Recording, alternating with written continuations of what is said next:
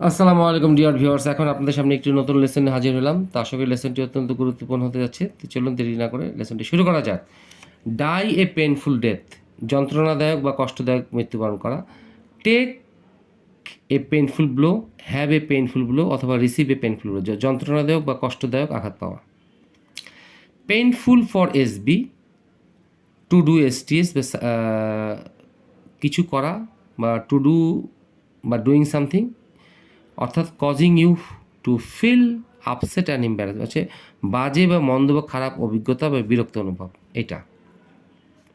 আচ্ছা, এখন দেখি ফিল এ শার্প পেইন কোথায়, সেটা হাঁটুতে হতে পারে, কোমর হতে পারে, অন দ্য ফোর কপালে হতে পারে, তীব্র ব্যথা অনুভব করা। ফিল এ শার্প পেইন, এগুলো হচ্ছে কোনো স্থানগুলোর কথা উল্লেখ করেছি। অন টেকিং অথবা অন পেইন কিলার্স, কষ্ট নিবারণ ওষুধ খাওয়া বা খাচ্ছে এরকম।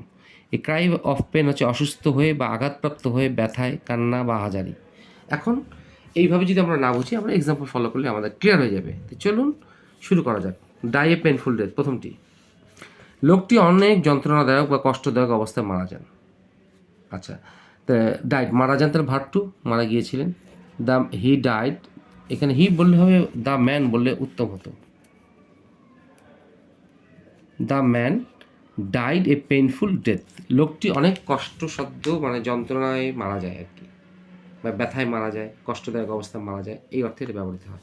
আমার আসলে অনেক সময় হয় কি, আমি যখন এগুলো নিজেই তৈরি করার পর দেখা যাচ্ছে আমি হয়তো রিভিশন দিতে পারিনি, সে কারণে মাঝে মধ্যে আমার এই জায়গাগুলো হয়তো কিছু কিছু প্রিন্টিং মিস্টেক হয়েছে, আপনারা এগুলো ক্ষমাসুলভ দৃষ্টিতে দেখবেন। আচ্ছা, দ্বিতীয় এক্সাম্পলটা হচ্ছে, আমি আমার কাঁধে বা আমার কপালে যন্ত্রণাদায়ক আঘাত পেয়েছিলাম। আচ্ছা, তাহলে এই যে হ্যাভ, আমি এখানে বলেছি টেক, হ্যাভ অথবা রিসিভ এ পেইনফুল ব্লো, আঘাত পাওয়া। তাহলে পেয়েছিলাম হচ্ছে ভার্ব টু, আই হ্যাড অথবা অথবা I received a painful blow, কোথায় পেয়েছিলাম, আমার কাঁধে, অন মাই শোল্ডার, আমার কাঁধের ইংরেজি কী হচ্ছে, অন মাই শোল্ডার। আমার কপালে যদি হয় অন মাই ফরহেড, এখানে দিতে হবে on my forehead, on my forehead, আমি আমার কপালে যন্ত্রণায় ব্যথা পেয়েছিলাম।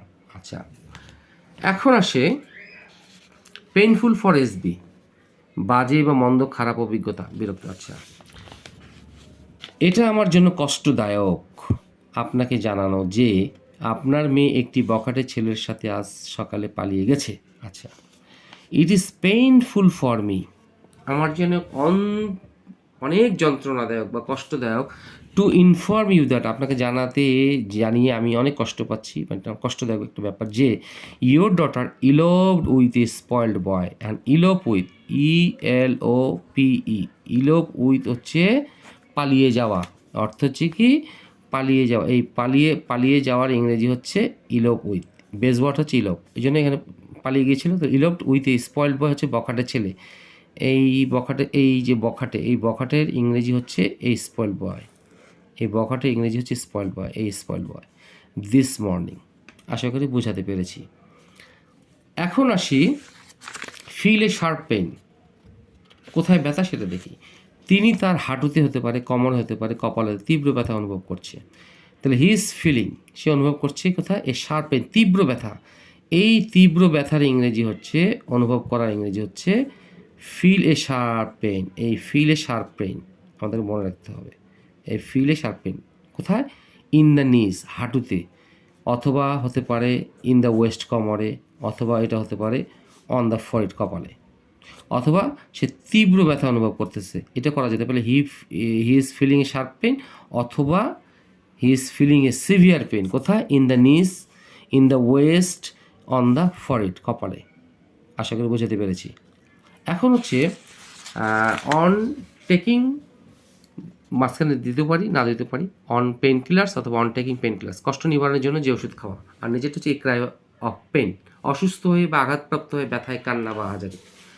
তাহলে 5 নম্বরটাতে আসেন, আমি ডাক্তারের পথ্য অনুযায়ী ব্যথা নিবারণ ওষুধ খাচ্ছি। তাহলে কী হবে, I am on pain killers, বুঝতে হবে I am on pain killers মানে পেইন কিলার ওষুধ খাচ্ছি, অথবা I am taking pain killers, আমি পেইন কিলার্স ওষুধ খাচ্ছি বা নিচ্ছি, কার মতে, according to the physicians prescription, মানে ডাক্তারের পরামর্শ বা পথ্য অনুযায়ী আমি ব্যথা নিবারণের ওষুধ খাচ্ছি।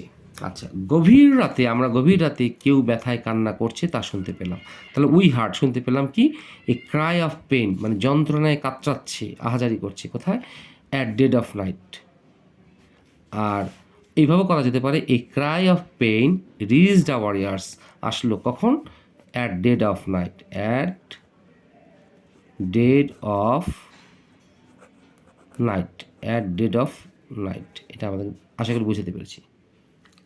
অ্যাট ডেড অফ নাইট, আবার দেখার চেষ্টা করছি, a cry of pain reached our ears at dead of night, অথবা deep in night, deep in night.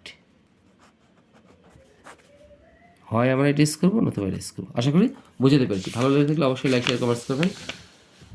আসসালামু আলাইকুম।